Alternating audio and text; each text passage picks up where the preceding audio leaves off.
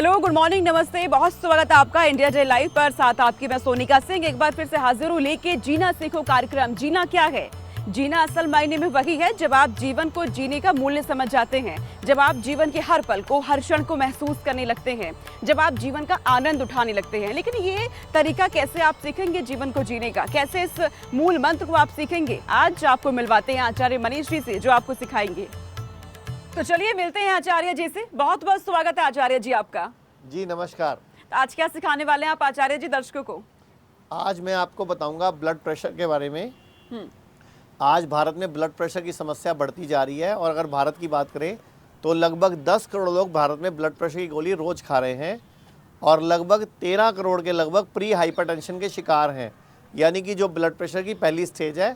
तो लगभग 23 करोड़ लोग इस टाइम भारत में इसकी चपेट में हैं।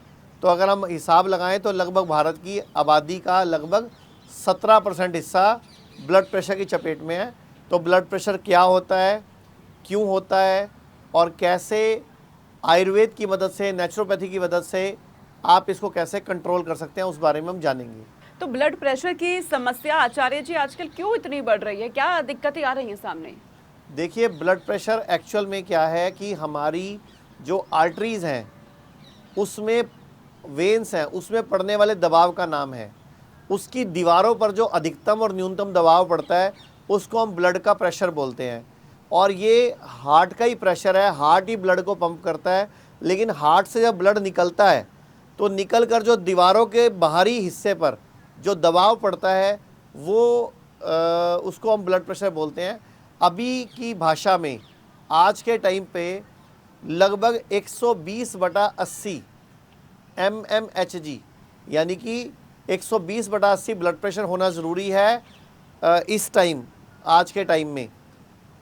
अगर हम बात करें 1997 की तो 1997 से पहले 160/100 नॉर्मल ब्लड प्रेशर माना जाता था 1997 से पहले, और 2008 से पहले 140/90 नॉर्मल ब्लड प्रेशर माना जाता था और अभी 120/80 ब्लड प्रेशर नॉर्मल माना जाता है।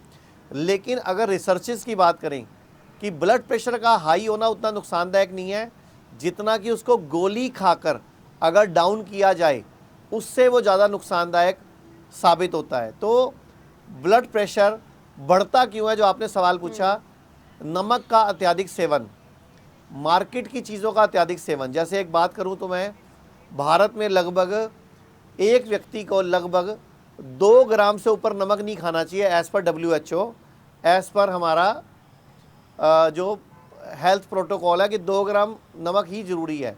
लेकिन हम लोगों ने एक हिसाब लगाया कि अगर 4 लोगों का परिवार है और चारों लोग अगर टोटल घर में देखें तो 1 पैकेट नमक 1 महीने में ख़त्म हो जाता है। तो हिसाब लगा के देखा गया, एवरेजली एक व्यक्ति जो घर के हिस्से में 8 ग्राम नमक रोज़ का आ रहा है। ये तो कच्चे नमक की बात कर रहा हूँ मैं।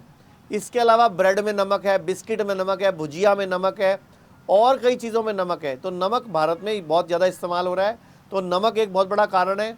इसके अलावा जो रिफाइंड ऑयल्स हैं वो भी हमारी आर्टरीज़ को, वेन्स को संकरा कर रहे हैं, हमारी नलियों को, जिसकी वजह से ब्लड प्रेशर बढ़कर दिखाता है।